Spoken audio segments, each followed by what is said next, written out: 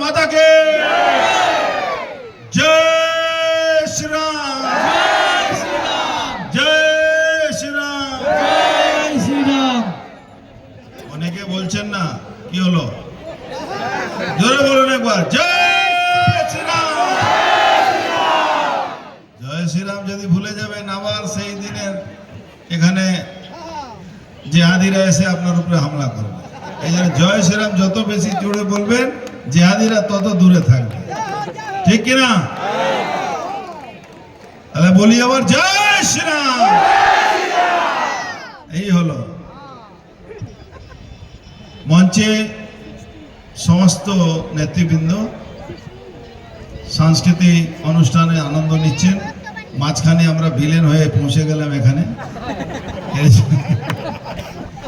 আমার সমস্ত যারা আর্টিস্টরা আছেন আপনারা কিছু মনে করবেন না, 5 মিনিট বেশি সময় নিচ্ছি না আমরা, ঠিক আছে? তো একটা সময় ছিল এখানে মানুষ, এই কিছু জেহাদিরা এসে হামলা করেছিল, মানুষ এখান থেকে ভয় এদিকে ওদিকে পালাতে হয়েছিল, ঘর বাড়ি ভাঙচুর হয়েছিল। আজকে সেই সময় মাত্র 1 বছর হয়নি এই লেলিনগর মাঠে মাতৃশক্তি থেকে নিয়ে হাজার হাজার লোক এখানে দাঁড়িয়ে আছে, তারা এখানে সাংস্কৃতিক অনুষ্ঠানে আনন্দ নিচ্ছে। এই হলো ভারতীয় জনতা পার্টি, এই হলো সনাতনী হিন্দু। বাংলায় 49 বছর বাংলা পিছিয়ে ছিল, 49 বছর বাংলা পিছিয়ে ছিল, এবার বাংলা এগোবে। আপনার ছেলে মেয়ে লেখাপড়া করবে, কোথাও যেতে হবে না, এখানে চাকরি হবে।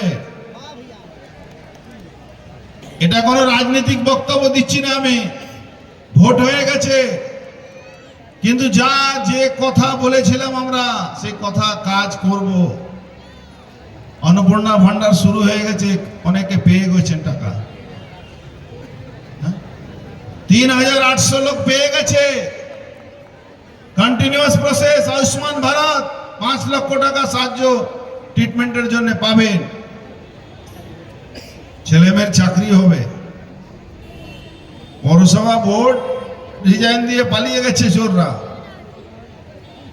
আমি আগেও বলতাম তৃণমূল কংগ্রেস সরকারি বেনিফিশিয়ারি পাওয়া দল, যেদিন সরকার যাবে দলটাই উঠে যাবে।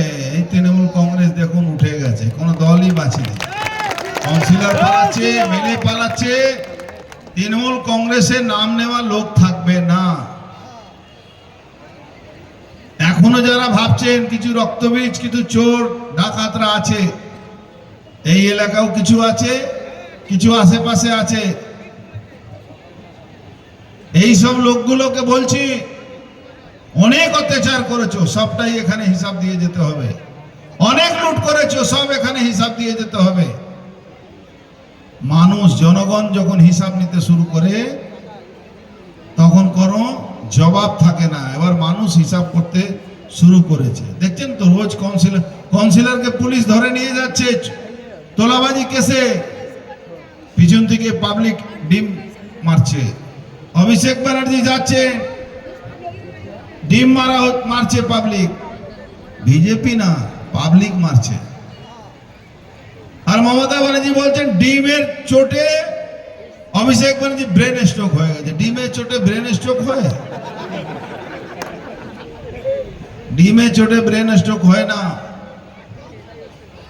আপনাদের আশীর্বাদ, নওয়াপাড়া থেকে আপনারা আমাকে জিতিয়েছেন, দল নওয়াপাড়া বিধায়ককে ক্যাবিনেট মন্ত্রী বানিয়েছে।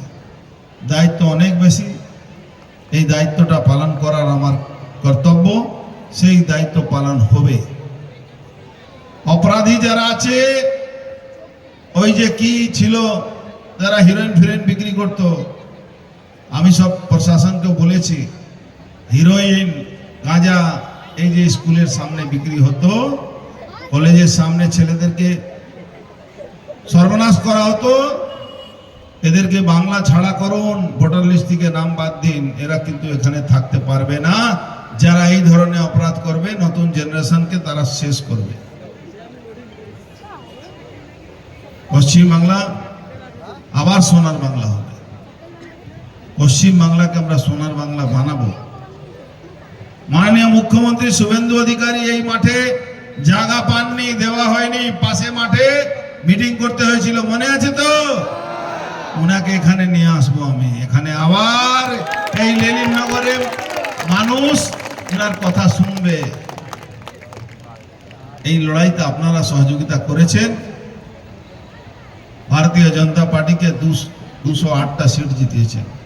কিন্তু যে তৃণমূল ভেবেছিল, অনেকে ভেবেছিল এখনো ভোটের দিনের কালি মিটেনি, তৃণমূল শেষ হয়ে গেছে। দেখুন সবার কালি, কারো কালি মিটেনি।